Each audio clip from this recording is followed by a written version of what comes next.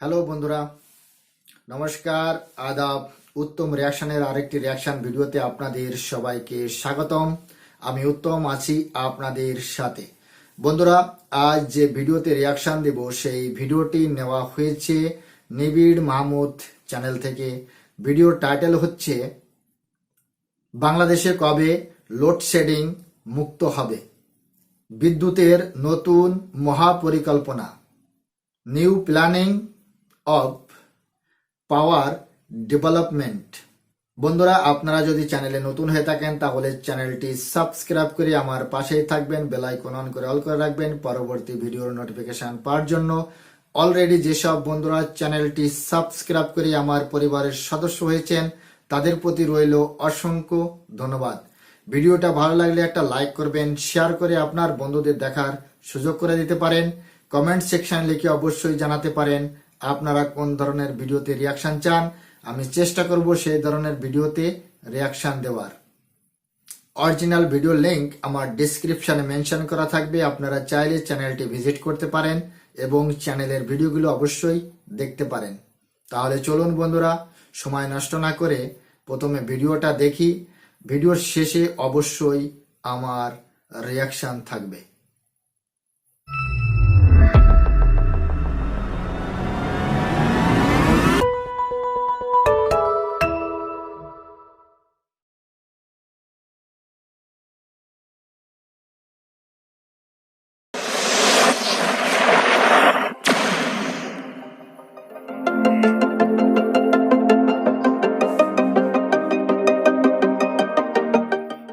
আধুনিক সভ্যতার অন্যতম উপাদান হলো বিদ্যুৎ। উন্নয়নের মূল চাবিকাঠি এই বিদ্যুৎ। তাই বলা হয় বিদ্যুতের শক্তি অপরিসীম। এই শক্তির বিষয়ে বিস্তারিত জানার আগে একটু জেনে আসি দেশে কখন থেকে বিদ্যুৎ সরবরাহ শুরু হলো তার তথ্যটি। সাল 1901 ঢাকার নবাব আহসানুল্লাহর বাসভবনে জেনারেটর চালু করা হলো। আর তখনই ঢাকার মানুষ প্রথম বিদ্যুতের দেখা পেল। পর্যায়ক্রমে ঢাকার কয়েকটি অভিজাত ভবনকে বিদ্যুৎ সরবরাহের ব্যবস্থার আওতায় আনা হয়। সেখান থেকেই মূলত দেশে বিদ্যুতের যাত্রা শুরু।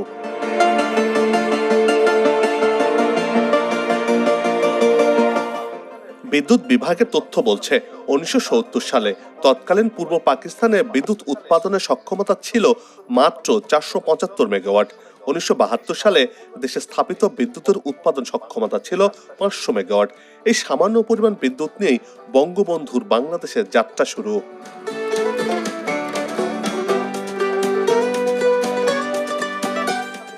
বাংলাদেশের বয়স বাড়তে থাকায় দেশের মানুষের চাহিদা বাড়তে থাকে। যুগের সাথে এদেশেও বিদ্যুতের চাহিদা বেড়ে যায়, কিন্তু সেই অনুযায়ী বিদ্যুৎ উৎপাদন হতো না। একটা সময় ছিল যখন সারা দেশে ঘন্টার পর ঘন্টা লোডশেডিং হতো। জেলার পর জেলা থাকতো অন্ধকারে। বিদ্যুতের অভাবে গরমে অতিষ্ঠ হয়ে মানুষ বিভিন্ন উপকেন্দ্রে হামলাও করত। কিন্তু গেল 15 বছরে সেই চিত্র একেবারেই পাল্টে গেছে।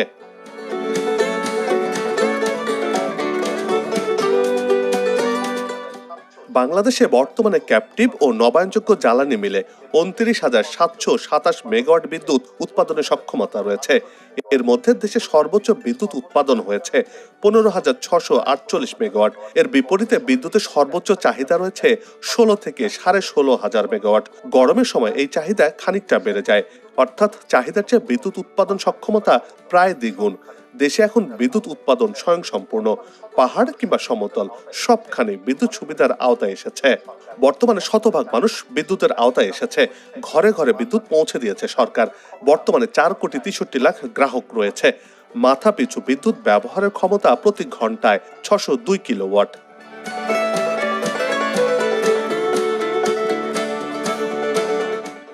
বর্তমানে বাংলাদেশে নবায়নযোগ্য উৎস থেকে বিদ্যুৎ উৎপাদনের সক্ষমতা প্রায় 1,200 মেগাওয়াট। এর মধ্যে সোলার পার্ক থেকে 461 মেগাওয়াট এবং সোলার রুফটপ থেকে প্রায় 350 মেগাওয়াট বিদ্যুৎ যোগ হচ্ছে। 1,250 মেগাওয়াট সক্ষমতার সোলার পার্ক নির্মাণ করা হচ্ছে বলে জানা গেছে। নবায়নযোগ্য উৎস থেকে প্রায় 9,000 মেগাওয়াট বিদ্যুৎ উৎপাদনের প্রকল্পগুলোর কাজ বিভিন্ন পর্যায়ে রয়েছে বলে জানিয়েছে সংশ্লিষ্ট মন্ত্রণালয়।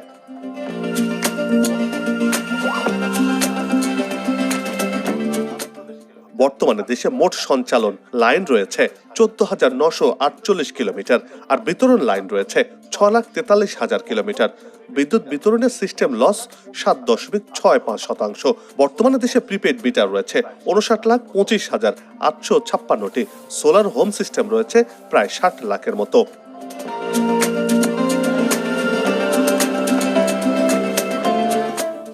তবে এত কিছুর পরেও বিদ্যুৎ বিতরণে এখনো কম বেশি সমস্যা রয়েছে, যার ফলে কোনো কোনো স্থান থেকে এখনো বিদ্যুৎ বিভ্রাটের খবর পাওয়া যায়, আর সেগুলো সঞ্চালন লাইনের অভাব বা সমস্যার কারণেই হয়ে থাকে বলে মনে করা হচ্ছে। আগামীতে এসব সমস্যা কাটিয়ে নিরবিচ্ছিন্ন ও মানসম্পন্ন বিদ্যুৎ সরবরাহ করতে চায় সরকার, আর সে কারণে বেশ কিছু প্রকল্প হাতে নিয়ে তা বাস্তবায়নের পথে।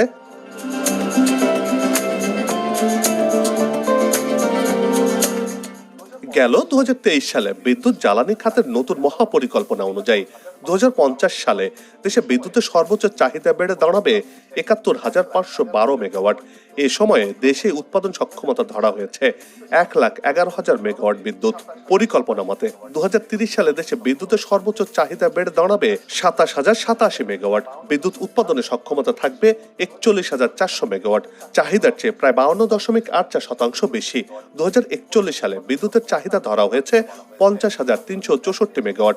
এর বিপরীতে উৎপাদনের সক্ষমতা রাখতে বলা হয়েছে 74,300 মেগাওয়াট, যা চাহিদার চেয়ে 47% বেশি। 2050 সালের চাহিদার চেয়ে 55% বেশি উৎপাদন সক্ষমতা থাকবে।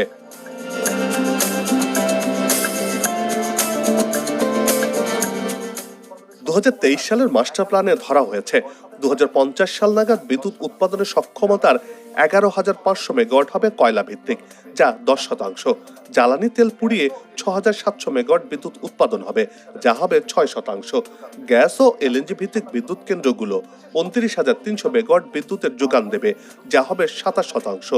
দেশের সবচেয়ে বড় মেগা প্রকল্প পারমাণবিক বিদ্যুৎ কেন্দ্র থেকে যোগ হবে 4,800 মেগাওয়াট বিদ্যুৎ, যা হবে 4%।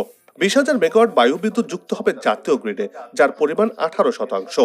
এ সময় সৌর বিদ্যুৎ যুক্ত হবে 6,000 মেগাওয়াট, যা 6%। এর সাথে হাইড্রোজেন থেকে 11,200 মেগাওয়াট, অ্যামোনিয়াম ভিত্তিক 5,000 মেগাওয়াট, 1,000 মেগাওয়াট জলবিদ্যুৎ এবং 15,700 মেগাওয়াট ভারত থেকে আমদানি করা হবে।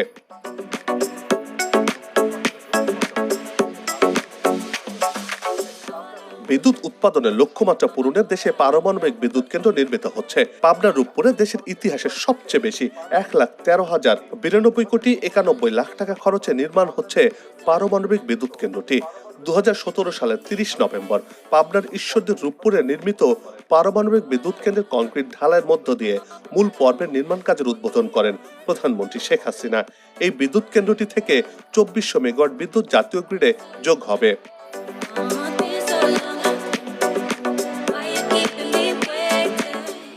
রূপপুর পারমাণবিক বিদ্যুৎ কেন্দ্রটি 2 ভাগে ভাগ করে কাজ এগিয়ে চলছে। এরই মধ্যে প্রথম ইউনিটের কাজ প্রায় শেষ পর্যায়ে রয়েছে। পারমাণবিক বিদ্যুৎ কেন্দ্র হৃৎপিণ্ড হিসেবে পরিচিত রিয়েক্টর প্রেসার ভেসেল বা পরমাণু চুল্লিপত্র বসানো হয়েছে। এবার রূপপুর পারমাণবিক বিদ্যুৎ কেন্দ্রের প্রথম ইউনিটের পারমাণবিক জ্বালানি ইউরেনিয়াম ও রাশিয়া থেকে রূপপুরে এসে পৌঁছেছে। এই ইউরেনিয়াম যুক্ত হওয়ার মধ্য দিয়ে বাংলাদেশ বিশ্বের 33তম দেশ হিসেবে পারমাণবিক ক্লাবে যুক্ত হয়েছে, আর তাতে করে নতুন এক উচ্চতায় পৌঁছে গেছে লাল সবুজের এই বাংলাদেশ।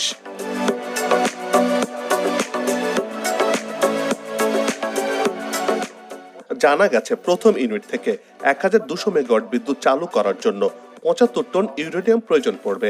একবার জ্বালানি দেওয়ার পর 18 মাস নিরবিচ্ছিন্ন বিদ্যুৎ পাওয়া যাবে এই বিদ্যুৎ কেন্দ্র থেকে। 1 কেজি ইউরেনিয়াম প্রায় 100 টন কয়লার সমান তাপ উৎপাদন করতে সক্ষম, আর একই পরিমাণ তাপ তেলে উৎপাদন করতে হলে 60 টন ডিজেল প্রয়োজন, যে কারণে এটি সহজে পরিবহনযোগ্য বিবেচনা করা হয়। এই জ্বালানি একবার লোড করে নিরবিচ্ছিন্নভাবে 18 মাস বিদ্যুৎ পাওয়া যায়।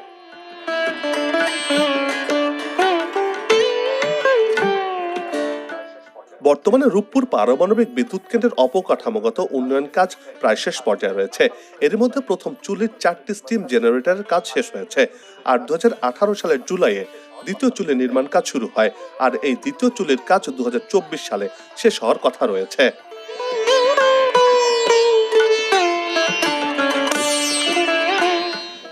কক্সবাজার থেকে 33 কিলোমিটার দূরে বঙ্গোপসাগরের কোল ঘেঁষে মহেশখালীর মাতার বাড়িতে গড়ে উঠেছে বিদ্যুতের আরেকটি মেগা প্রকল্প। জাপানের সহায়তায় 1200 মেগাওয়াট সক্ষমতার বিদ্যুৎ কেন্দ্রটিতে 600 মেগাওয়াট করে 2টি ইউনিট রয়েছে। চাহিদা বুঝে 150 থেকে 200 মেগাওয়াট করে বিদ্যুৎ সরবরাহ করা হচ্ছে বর্তমানে। এখন পর্যন্ত একদিনে এখানে সর্বোচ্চ 618 মেগাওয়াট পর্যন্ত বিদ্যুৎ উৎপাদন করা হয়েছে। দ্বিতীয় ধাপে এখানে আরো 2টি ইউনিট চালু করার পরিকল্পনা রয়েছে। এটি হলে এখান থেকে 2400 মেগাওয়াট বিদ্যুৎ জাতীয় গ্রিডে যুক্ত হবে। আর এই বিদ্যুৎ কেন্দ্রটি আধুনিক প্রযুক্তির আল্ট্রা সুপার ক্রিটিক্যাল কয়লা ভিত্তিক বিদ্যুৎ কেন্দ্র।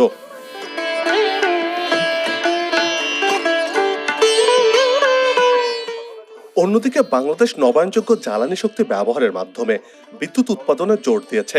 নতুন পরিকল্পনা অনুযায়ী বায়ু বিদ্যুৎ, সৌর বিদ্যুৎ, জলবিদ্যুৎ সহ নবায়নযোগ্য ও পরিবেশ বান্ধব বিদ্যুৎ কেন্দ্র গড়ে তোলার দিকে নজর দিয়েছে সরকার। বায়ু শক্তি ব্যবহার করে অন্তত 30,000 মেগাওয়াট বিদ্যুৎ উৎপাদন করার পরিকল্পনা নিয়েছে প্রতিবেশী দেশ ভারত। চীন সৌর বিদ্যুতের পর বায়ু বিদ্যুতে গুরুত্ব দিচ্ছে। বাংলাদেশও এবার বায়ু শক্তি উৎপাদন ব্যবহারের মাধ্যমে বিদ্যুৎ উৎপাদন করতে চায়, আর এই বিষয়টি খতিয়ে দেখছে। এরই মধ্যে দেশে 2.9 মেগাওয়াট বায়ু বিদ্যুতের একটি কেন্দ্র চালু হয়েছে। একটি গবেষণা বলছে উপকূলের 1200 কিলোমিটার জুড়ে 10,000 মেগাওয়াট বিদ্যুৎ উৎপাদনের সম্ভাবনা রয়েছে। লক্ষ্য পূরণে বিদ্যুৎ কেন্দ্রের কাজগুলো এগিয়ে চলছে বলে জানা গেছে।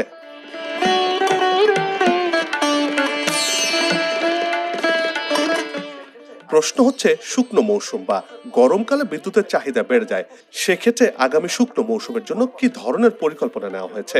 এমন প্রশ্নে বিদ্যুৎ ও জ্বালানি প্রতিমন্ত্রী গণমাধ্যমকে জানিয়েছেন, ফেব্রুয়ারি থেকে বিদ্যুতের চাহিদা বাড়তে থাকে। মার্চ, এপ্রিল, মে, জুন মাসে গিয়ে বিদ্যুতের চাহিদা সর্বোচ্চ পর্যায়ে পৌঁছায়। আগামী সেচ মৌসুমে বিদ্যুতের ঘাটতি থাকবে না বলেও জানিয়েছেন তিনি। সেচ খাতকে সর্বোচ্চ গুরুত্ব দিয়েছে সরকার, আর সেজন্য নিরবিচ্ছিন্ন বিদ্যুৎ সরবরাহ করতে সর্বোচ্চ প্রস্তুতি নেওয়া হচ্ছে বলেও জানিয়েছেন তিনি।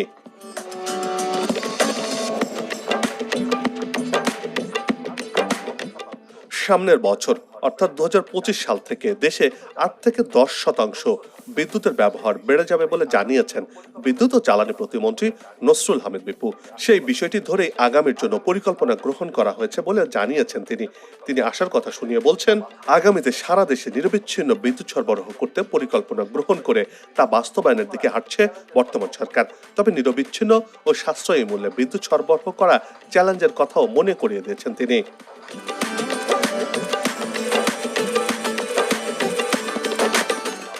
বিদ্যুৎ উৎপাদনের লক্ষ্যমাত্রা অর্জন করে বাংলাদেশ এগিয়ে যেতে চায়। আবাসিক, বাণিজ্যিক কিংবা শিল্প প্রতিষ্ঠানে নিরবিচ্ছিন্ন বিদ্যুৎ সরবরাহ করে উন্নয়ন লক্ষ্যমাত্রা অর্জন করে আরেক ধাপ এগিয়ে যাবে। উন্নত, সমৃদ্ধশালী, স্মার্ট বাংলাদেশের স্বপ্ন পূরণ হবে।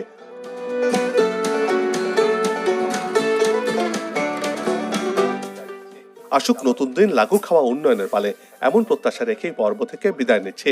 তবে যাবার আগে সে একই অনুরোধ, যেখানে সেখানে ময়লা আবর্জনা ফেলবেন না, পরিবেশের ক্ষতি করবেন না, অযথা হর্ন বাজাবেন না। আপনার দেশের সৌন্দর্য রক্ষায় পোস্টার লাগানো থেকে বিরত থাকুন। চ্যানেলটিতে যদি নতুন হয়ে থাকেন আর ভিডিওটি ভালো লাগে, তাহলে চ্যানেলটি সাবস্ক্রাইব করে ভালোবাসায় আবদ্ধ করবেন। ভালো লাগা না লাগার বিষয়টি কমেন্টে লিখে জানাবেন। কি ধরনের ভিডিও দেখতে চান তাও জানানোর অনুরোধ রইল। আগামীতে আবারও দেখা হবে নতুন কোনো জায়গা, তথ্য, ইতিহাস আর উন্নয়ন চিত্র নিয়ে। নিজে ভালো থাকুন, দেশকে ভালো রাখুন। বন্ধুরা, ভিডিওটি এখানে শেষ হয়েছে। দেখতে পেলাম ভিডিওর মাধ্যমে বলা হয়েছে যে বাংলাদেশে পর্যাপ্ত পরিমাণে বিদ্যুৎ উৎপাদন করা হয়। পর্যাপ্ত পরিমাণেই যদি বাংলাদেশে বিদ্যুৎ উৎপাদন হয়ে থাকে, তাহলে বাংলাদেশের ঢাকায়, মানে বুঝতেই পারছেন ঢাকা মানে কি, বাংলাদেশের রাজধানী সিটি, রাজধানী শহর ঢাকা। সেই ঢাকাতে প্রতিদিন 4 থেকে 5 ঘন্টা লোডশেডিং হয়ে থাকে। আর যে দেশে চাহিদার থেকে বিদ্যুৎ বেশি উৎপাদন হয়, সেই দেশে লোডশেডিং থাকে কি করে? আমার তো এটাই বুঝতে বিশাল কষ্ট হচ্ছে। আর যে দেশে বিদ্যুৎ চাহিদার থেকে বেশি উৎপাদন হচ্ছে, সেই দেশ ভারত থেকেই বা কেন বিদ্যুৎ কিনছে? কেন নিচ্ছে ভারত থেকে বিদ্যুৎ? আবার ভারতের উপর দিয়ে নেপাল থেকে জল বিদ্যুৎ ক্রয় করবে বাংলাদেশ গভর্নমেন্ট। যে দেশে চাহিদার থেকে বেশি বিদ্যুৎ উৎপাদন হচ্ছে সেই দেশ আবার নেপাল থেকে কেন বিদ্যুৎ ক্রয় করার কথা ভাবছে বা চুক্তি করেছে, সেটাই তো আমি বুঝে উঠতে পারছি না। আমরা জানি বিদ্যুতের যে গুরুত্ব কতটা। বর্তমান সময় আমাদের বিদ্যুতের গুরুত্ব অপরিসীম। আমরা বিভিন্ন মাধ্যমে বিদ্যুৎ উৎপাদন করে থাকি। জল বিদ্যুৎ, বায়ু বিদ্যুৎ, সৌর বিদ্যুৎ এবং যে নিউক্লিয়ার, সেই নিউক্লিয়ার পরমাণুকে ইস্তেমাল করে আমরা বিদ্যুৎ উৎপাদন করছি। নিউক্লিয়ার যে পরমাণু রয়েছে সেগুলোকে জ্বালিয়ে আমরা বিদ্যুৎ উৎপাদন করছি। বাংলাদেশও নিউক্লিয়ার পারমাণবিক বিদ্যুৎ উৎপাদনের এলিট গ্রুপে সামিল হয়েছে।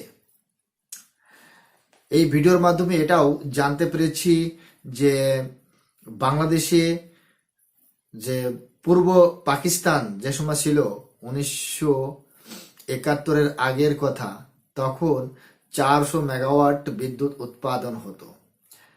স্বাধীনতা লাভের পর 1972 সালে বাংলাদেশ 400 মেগাওয়াট থেকে 500 মেগাওয়াট বিদ্যুৎ উৎপাদন করতে সক্ষম হন। বাংলাদেশের যে কক্সবাজারে সে মাতার বাড়ি, সেখানেও বিদ্যুৎ উৎপাদন করা হচ্ছে। আবার বাংলাদেশে এমনও অনেক বিদ্যুৎ কেন্দ্র রয়েছে যেগুলো জ্বালানির অভাবে বন্ধ হয়ে গিয়েছে, কিছু মেরামত করার অবস্থায় রয়েছে। সেগুলো আমরা এটাও জানি যে সৌর বিদ্যুৎ থেকেও বাংলাদেশ বিদ্যুৎ উৎপাদন করে থাকে। আবার এটাও দেখতে পেয়েছি এই ভিডিওর মাধ্যমে যে বায়ু বিদ্যুৎ, সেটাও বাংলাদেশ উৎপাদনের পথে অগ্রসর হয়েছে। বন্ধুরা, ভিডিওটির মাধ্যমে বিভিন্ন ইনফরমেশন জানতে পেরেছি, বিভিন্ন ইনফরমেশন আমরা দেখতে পেয়েছি যেগুলো হয়তো আমাদের জানা ছিল না। এই ভিডিওর মাধ্যমে সেগুলো আজ আমাদের জানা হলো। ওভারঅল খুবই সুন্দর ছিল, খুবই ভালো ছিল। আর এই নিবিড় মাহমুদ ভাইয়া সবসময় ইনফরমেশন ভিডিও বেশি আপলোড করে থাকেন। আমার খুব ভালো লাগে। আপনাদের কেমন লাগছে ভিডিওটি সেটা অবশ্যই কমেন্ট সেকশনে লিখে আমাকে জানাতে পারেন। আর চ্যানেলে যদি নতুন হয়ে থাকেন তাহলে চ্যানেলটি সাবস্ক্রাইব করে আমার পাশেই থাকবেন, বেল আইকন অন করে অল করে রাখবেন পরবর্তী ভিডিওর নোটিফিকেশন পাওয়ার জন্য। অলরেডি যেসব বন্ধুরা চ্যানেলটি সাবস্ক্রাইব করে আমার পরিবারের সদস্য হয়েছেন তাদের প্রতি রইল অসংখ্য ধন্যবাদ। ভিডিওটা ভালো লাগলে একটা লাইক করবেন, শেয়ার করে আপনার বন্ধুদের দেখার সুযোগ করে দিতে পারেন। আজ এখানেই শেষ করছি। দেখা হচ্ছে নেক্সট কোনো রিয়াকশন ভিডিওতে। ততক্ষণ সবাইকে নমস্কার।